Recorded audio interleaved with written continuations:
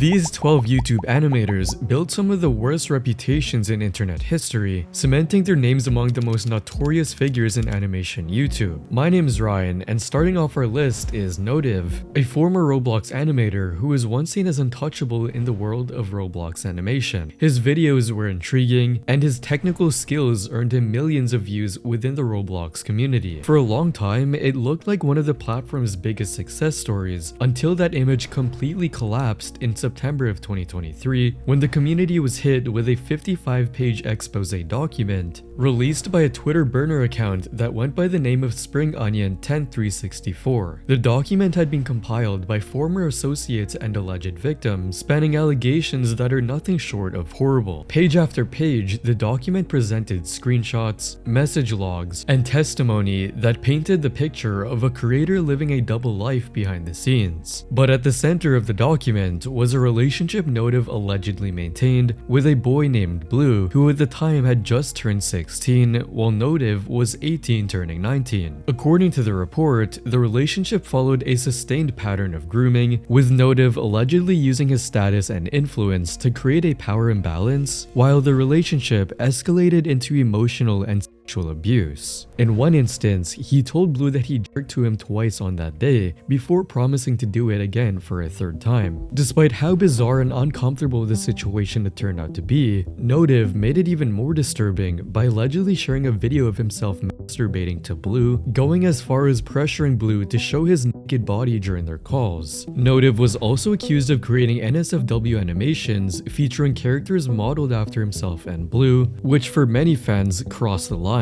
Multiple individuals also claimed to have been targeted by him, revealing that he used his Discord server as a space to access young, impressionable fans. Things got darker when former friends alleged he manipulated them to protect his image and suppress scrutiny, while also citing a severe addiction to adult content that they believed fueled his behavior. When the document went public, the reaction was immediate, with some fans expressing disbelief, while others said things like he had it all. A large subscriber count, money, and a cult-like following of fans, yet he still ruined it all. And damn, this dude inspired me to start animating, but still very disgusting. Following the expose, Notive's reputation flipped entirely within hours, making him lose his audience, and eventually his entire YouTube channel. If Notive represents a creator whose image crumbled once the curtain was pulled back, then Meowbah represents the opposite extreme, someone who built her entire brand on chaos, controversy, and pushing the internet to its absolute breaking point. By the time Meowbah gained mainstream attention, she had already established herself as a master of the ragebait economy, building her business model around provoking her own fans and monetizing the engagement she got. As a result, a central pillar of her strategy was identity baiting, where Meowbah would cycle through identities like seasonal fashion, like at one point where she boldly claimed to be transgender during Pride Month. Happy Pride Month! Meow is transgender! And in another, she performed virtual blackface. Most notoriously, however, was her Islamic era, during which she mocked the faith by deliberately drawing NSFW artwork of her character wearing a hijab, going as far as to post that she could beat up Allah in a fight. Could you beat Allah in a fight?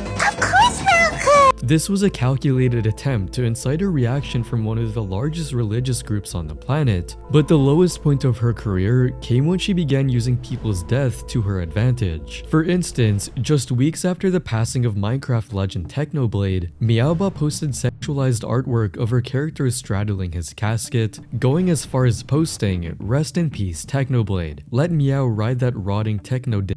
Well, it's not like you can say no anyway, hee hee." It was a move so devoid of human empathy that it left the entire community in a state of collective shock. She later doubled down on this depravity by posting a video of her and a Technoblade plushie in a BDSM setup.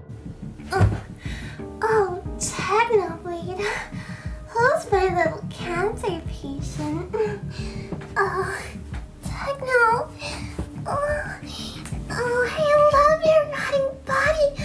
to which people expressed their disgust through comments like, "Please don't ever talk about someone who died to cancer again. I don't think they would like you doing inappropriate stuff with their own stuffed animal." This is absolutely disgusting. The way she had to post this makes me want to vomit. I don't understand why she makes this content. What type of bipolar disorder is this? She even extended this malice to her colleagues, creating degrading artwork of creators like Tommy Innit, depicting him on a leash, and other PNG YouTubers like Jellybean. And when the outrage was loud enough, she turned the camera on herself, threatening to end her life and go to Meow Heaven. As a way of giving back to you all, Meow's returning up above to Meowbah. Right after establishing her religion called Meowism. While some creators like Meowbah destroyed their reputations through ragebaiting, Momo the Cat built theirs on deception. Created in June 2025, Momo the Cat presents the ultimate wolf in sheep's clothing. On surface, it appears to be a standard kids animation channel, using bright colors and a cute mascot to blend in with the thousands of shorts and reels auto-played to children every day. But once the kid-friendly aesthetic is pulled back, the content is nothing short of predatory. My mommy has a flower friend who brings her fancy plants, and when he says they're free for her, she always claps her hands. The channel has been accused of operating with a high level of deception, baiting children into stories and themes that are radically inappropriate for their age. For instance, one video reportedly features Momo showing their mom's dildo. My mommy has a microphone she hides inside her drawer,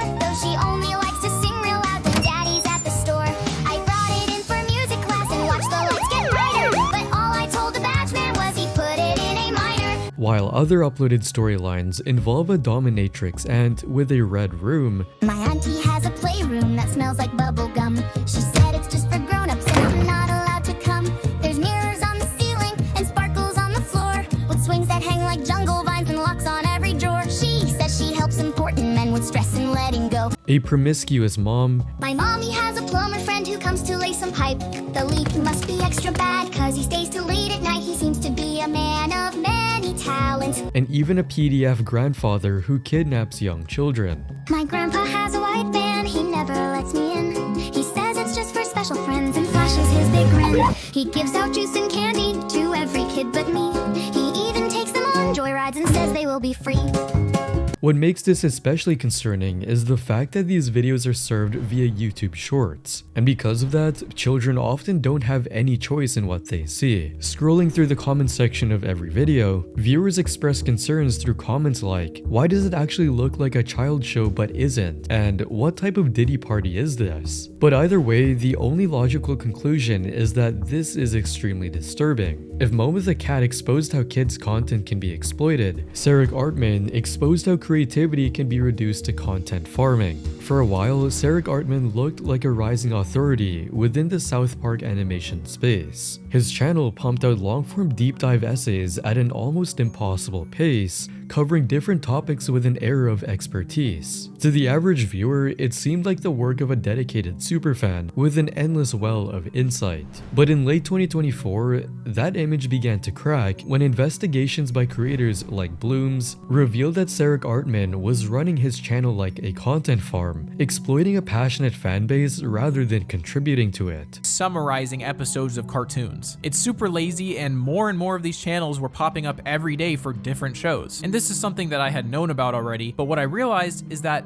this all sounds kind of familiar. In fact, this sounds a lot like what I speculate the Serak Artman channel to be doing. According to the allegations, scripts were largely AI generated, On the other hand, did seem to put in more effort to concealing the fact that they were using AI. Specifically in the scripting, since it seemed like they had a writer that would take the AI written script and piece it together to make it more human-like and add the jokes. with voiceovers produced by freelancers who knew nothing about South Park. More damaging still were claims that the channel routinely lifted ideas from smaller South Park creators, posting similar video concepts to their much larger audience. This one's a pretty direct copy of Serak Artman. Mr. Perspective, which is probably the creepiest one and also used to be a WNBA news channel or something, as Luke T, which they changed their channel for some reason. Pretty sure this one is even using AI in the thumbnails, because what the hell is that? Following the expose, the videos immediately went viral, racking up millions of views, with critics leaving comments like, "Dude, this video is phenomenal. I always had a weird feeling about Serak," and "Content farm needs to be added under the report tab. It is literally cancer for this site." When confronted, Serak's response only accelerated the backlash, and looking at the thumbnail of the video, it wasn't difficult to see why. Rather than feeling remorseful for his actions, he dismissed critics outright, framing them as insecure, saying, "Potential crime we are committing is stealing views and money from the pockets of Blooms, Slush, Johnny, and Mark. I'm not saying it is, but if their passionate pockets didn't feel threatened by us, they wouldn't have made a video." That refusal to acknowledge responsibility became the moment his reputation fully collapsed, as fans criticized him in the comment section of his own video. "I feel like half of the things said weren't addressed. Feels like there's more gaslighting than actually addressing the issues in this video." At that point, Serak Artman stopped being viewed as a creator, and a channel that once pulled in millions of views now struggles to reach even a few thousand, marking the end of Serak's career. If Serak Artman showed how her reputation can crumble over questions of authenticity, Mr. Obvious shows what happens when accusations escalate into something far more serious. Being active in the Roblox community from as early as 2010, he built a reputation on comedic skits and high-quality animation, regularly collaborating with major creators, and contributing to popular Roblox experiences such as Hexeria, Roblox Dodgeball, and Meep City. His rise reached a peak in back-to-back Bloxy Awards in 2013 and 2014, for Awesome Robloxians, an event meant to celebrate the best creators in the Roblox community, placing him firmly among the platform's elite. However, that perception changed abruptly in 2017 when YouTuber Ruben Sim published a video accusing Mr. Obvious of engaging in predatory behavior toward a 15-year-old girl on Discord. Here's Mr. Obvious implying that he's turned on and telling why he wants to masturbate. Here's Mr. Obvious saying in his defense that he dated Y, and Y's friend tells him to stop sending Y videos of his penis. Here's Y stating that Mr. Obvious asked if she was single, where she went to school, and if he could see her naked. Remember, Y is 15 years old. The video also presented evidence from other individuals who alleged that Mr. Obvious had sexually solicited them through online messages. Here's Mr. Obvious messaging another underage girl about her gag reflex and if she'd be able to give him a blowjob. Here's Mr. Obvious messaging an underage girl at his workplace saying he was turned on. Here's Mr. Obvious sending a sexually suggestive photo. With Ruben Sim going further to state that a police report had been filed regarding the accusations. With that said, it remains unclear whether an investigation ever took place or if the charges were ever pursued, but regardless, the damage was immediate, with YouTube taking action and terminating his channel immediately. His Twitter account was also locked, and soon after, he posted a final Roblox status message saying, "I'm gone and I'm never coming back again." Then, in May of 2021, his Roblox account was officially terminated, never to return again. But while Mr. Obvious's reputation collapsed over personal allegations, Wolfoo's infamy came from years of copying and exploiting a beloved brand, turning what looked like harmless kids content into a legal and financial disaster. Launched as an animation series, the channel exploded in popularity by targeting preschool audiences with short, colorful episodes, which helped Wolfoo amass over 200 million views on his main channel. This success allowed him to start multiple channels, quietly becoming one of the most watched children's animation brands on the platform. To parents scrolling past thumbnails, it looked harmless, but behind that success was a ticking time bomb. As the channel continued to grow, viewers began noticing striking similarities between Wolfoo and Peppa Pig, pointing out their character designs, episodes, and even shot composition. Soon, those criticisms escalated into formal copyright disputes when Entertainment One, the company behind Peppa Pig, filed multiple complaints alleging that Wolfoo had directly copied protected elements from their franchise. What had once been internet discourse turned into a legal fight, forcing YouTube to take down Wolfoo's over 2,000 videos, which led to a massive loss of over $2 million in revenue. His channels that once pulled millions of views per day now manages to pull only a few thousand, showing how detached their audience had gotten. But while Wolfoo's downfall came from legal battles over copied content, Shay Gacha's infamy came from using Outrage to gain attention. Emerging in early 2021 within the Gacha community, Shay Shay Gacha focused on provocative content, posting videos that often triggered strong reactions by targeting sensitive and offensive topics. At first, this behavior looked like another case of internet shock humor, but it escalated quickly when Shay Gacha started uploading videos mocking the death of Jacksepticeye's father. You show me love and it's spit in my face. Making your money off all of my pain. You put a needle inside of a cage. Not only will I The video framed a real moment of grief as a joke, dismissing the loss in a way many viewers saw as deliberately cruel rather than careless. Immediately, the videos went viral, with fans leaving comments like, "Imagine being this much of a loser to where disrespecting a dead guy is the only thing that will give you happiness in life. And why do people do this? Jack doesn't deserve this." Instead of pulling back, Shay doubled down and began releasing videos denying the legitimacy of serious medical conditions. For instance, she made a claim that cancer was fake and exaggerated, and backed it up by saying that cancer patients were lying for attention. Similar claims were directed toward people with Tourette syndrome, dismissing the condition as fake and non-existent. These statements pushed her reputation beyond controversial into a creator perceived as attacking the sick and the grieving for attention. But perhaps the most damaging allegations followed when Shay began posting content about maps, a label often used to reframe and normalize attraction to minors. Within the context of the gacha community, this was viewed as especially dangerous, escalating her situation and forcing the platform to terminate her channel just 4 months after it was created. She left behind no meaningful creative legacy, no lasting body of work, and no audience willing to defend her, and instead became a case study of how quickly a reputation built on just clout chasing can implode in seconds. If Shay Gacha's story was about trust collapsing, Erd Cartoon is about a reputation built on taking shortcuts and getting called out for it. Erd Cartoon emerged as a channel that promised vibrant animations and engaging content. They posted frequently, and as a result, it allowed them to build a loyal audience. At first glance, Erd looked like a typical successful YouTube channel, a creator steadily growing by producing content that was visually appealing and consumable. But behind the seemingly innocent uploads, there were patterns that quickly drew attention for all of the wrong reasons. The first major controversy came in early 2025 when Erd Cartoon, alongside another channel called GM Craft, were accused of abusing the copyright system by falsely accusing strikes against another creator by the name of Villainy. In addition to the 2 previous strikes, Villainy reported receiving 5 more from GM Craft, all targeting videos that were allegedly copied from him.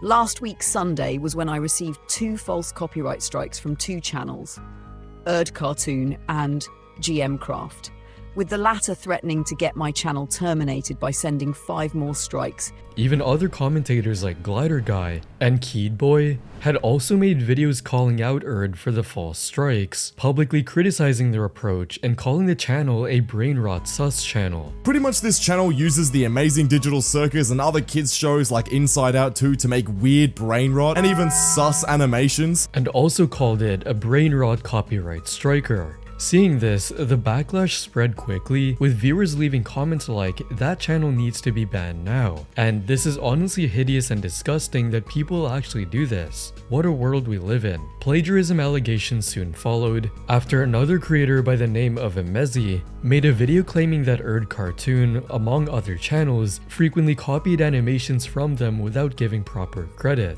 I've noticed over recent years that some newer channels have been uploading fan-made animations based on Digital Circus that straight up trace, copy, or plagiarize my own original content that I have created from scratch. Emezi's videos showed undeniable evidence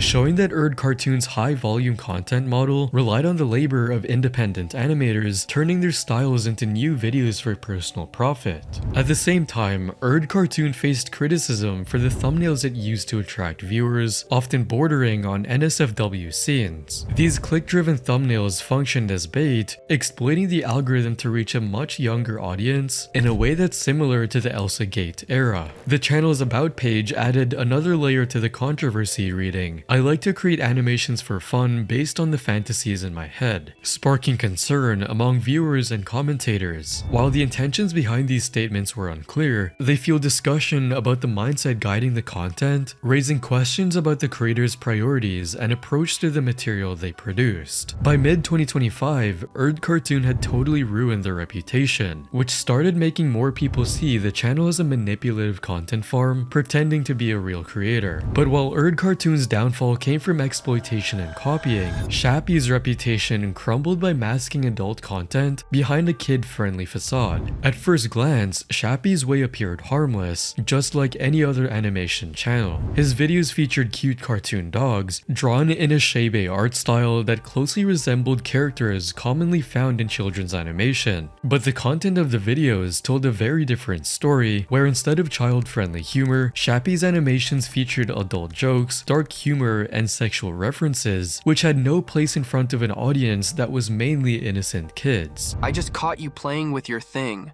What are you saying? I'm just watching TikTok on my phone. Don't even lie, didn't I tell you not to do it in my room? You know what? You can ask me if you need help. Everyone who makes you feel like you aren't good enough. Yeah! How you like that, Dad? The issue is that Shappy's work blurred the line between adult content and children's visuals, so that many viewers didn't realize what they were watching until it was too late. This quickly became the foundation of the backlash, and as the channel grew, viewers began drawing comparisons to Digital Elsagate. Something else that amplified the controversy was Shappy's channel's About section, which described the channel reading, "Welcome to Shappy's Way, where adult humor meets unhinged animation. We make fast, weird, and slightly corny comedy shorts for grown-ups with questionable taste." The description felt completely off, given the fact that children were their main audience. As criticism spread, Shappy responded, but not in the way many expected, saying, "To be clear, Shappy has always labeled his content as suitable for ages 16 or 18. He has never claimed that his videos were intended for minors. While it is true that he has not enabled YouTube's official age restriction feature, this is not always strictly necessary depending on the content."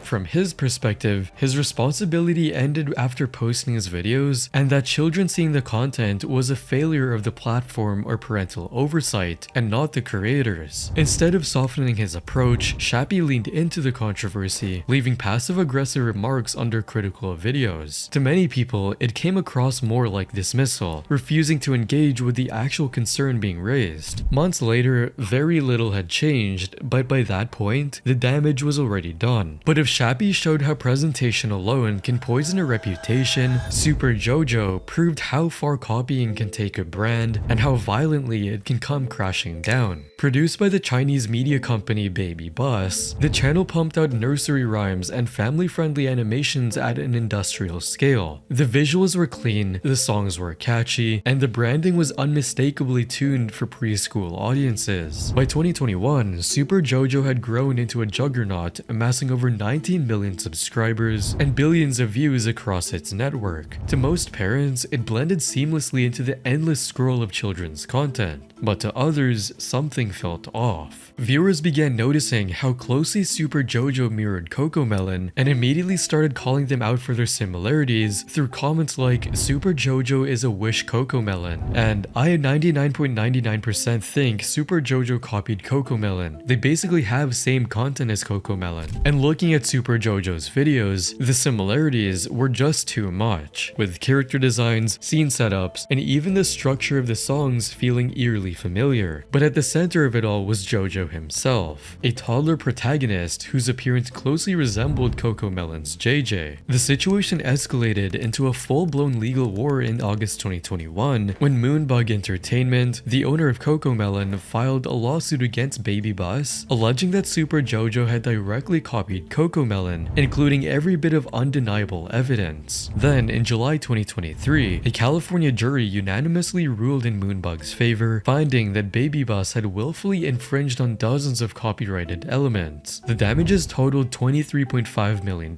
which became one of the most high-profile copyright defeats in YouTube animation history. Back in 2021, YouTube had already terminated Super Jojo's main channel after the trial, wiping out an account with over 22 million subscribers and nearly 9 billion views. Although the channel was briefly reinstated, its momentum never recovered. In early 2024, Super Jojo's channel was reportedly terminated again, with YouTube citing continued copyright issues and a failure to demonstrate meaningful change. If Super Jojo proved how far copying can take a brand and how violently it can come crashing down, Ribs, on the other hand, instantly shattered her empire built on hundreds of thousands of loyal supporters. At her peak, Ribs had amassed over 600,000 subscribers, positioning herself as a prominent figure in the Roblox animation space. Her content featured comedic skits, toxic player roasts, and tower defense simulator animations that resonated strongly with a young, engaged audience. She maintained a close interactive presence, chatting with fans, streaming gameplay, and building what felt like a personal connection within the community. But in September 2023, that trust collapsed overnight, when allegations surfaced of grooming and inappropriate conduct with a minor. According to a widely circulated Google document compiling screenshots, Ribs, born in 2004 and around 18 to 19 years old at the time, allegedly pursued a sexual relationship with a 15-year-old male fan. The messages reportedly showed her acknowledging his age, yet continuing the conversation despite knowing it was illegal. What escalated the outrage was when Ribs admitted that she chose to seduce him because she was horny and lonely. That phrase stripped away any defense of ignorance, implying that Ribs had done it deliberately. The exchanges reportedly began innocently, but quickly turned explicit, with direct sexual requests and increasingly inappropriate dialogue. Further accusations claim she sent provocative nude images to the minor, crossing clear legal and ethical lines given the age gap.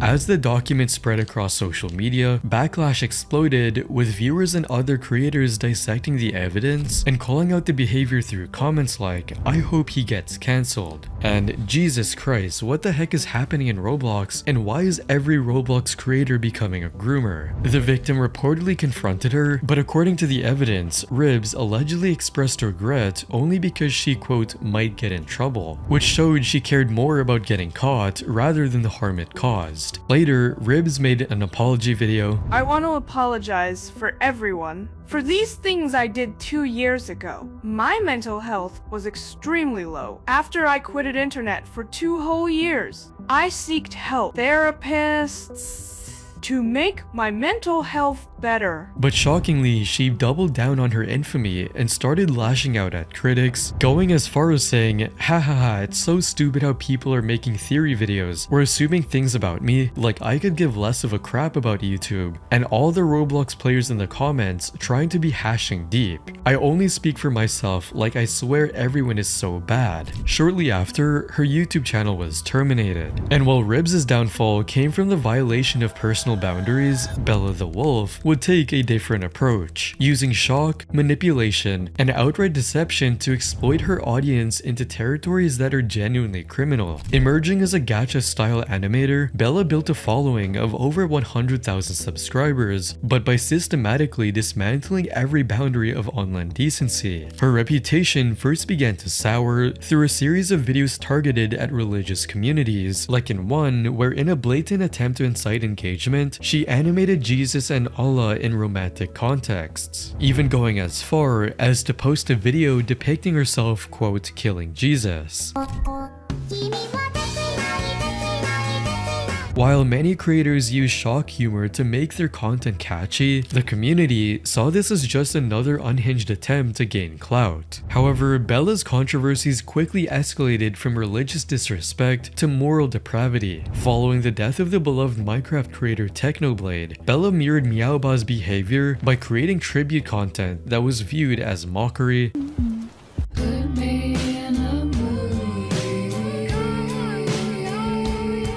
even dedicating a special section in her channel description to say that Technoblade is a bald pig who is a racist man, he needs to stay in his grave. More damaging, she pinned comments on her videos falsely accusing the deceased creator of being a groomer, an act of slander that left the community in a state of collective fury. This pattern of exploiting tragedy reached a tipping point when she uploaded a video claiming to have stage 4 cancer. "I want to inform y'all that I have 4th stage of cancer, and it has been very difficult for me to deal with it. I didn't want you guys to know because I felt like I was gonna be made fun of, but now I feel like it's the right time to tell everyone. Which came out as ironic because earlier on, she had made a video claiming that cancer isn't real.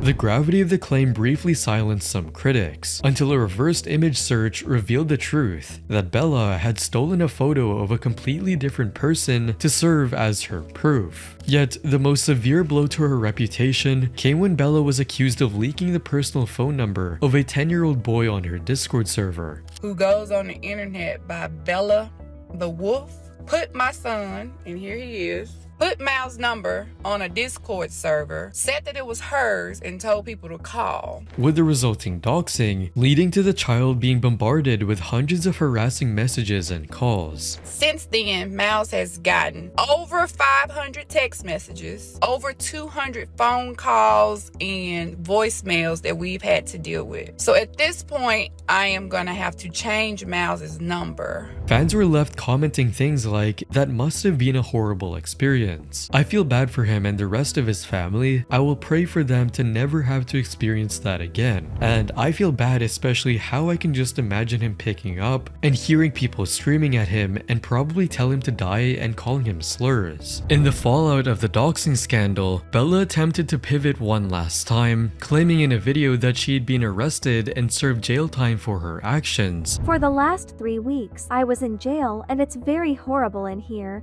The officers don't care at all that I'm a cancer patient. I'm in jail because of that kid's number I leaked and someone spread false information that I'm an animal abuser. Going as far as borrowing money for her fans to pay for her bail. Like and subscribe if you pray for my freedom. And if you want me to get out, I need around $500 for my bailing. However, much like her other claims, this was met with immediate skepticism. Given her documented history of fabricating lies for views, most viewers concluded that even her quote accountability was just another performance. By mid-2025, Bella the Wolf had cemented herself as one of the most toxic figures in the animation space, becoming a case study in how a creator can use ragebait to build a platform only to find out that once you cross the line into doxing and faking terminal illness, there is no community left willing to support you. If you enjoyed this video, you'll probably like these next ones as well, and don't forget to subscribe.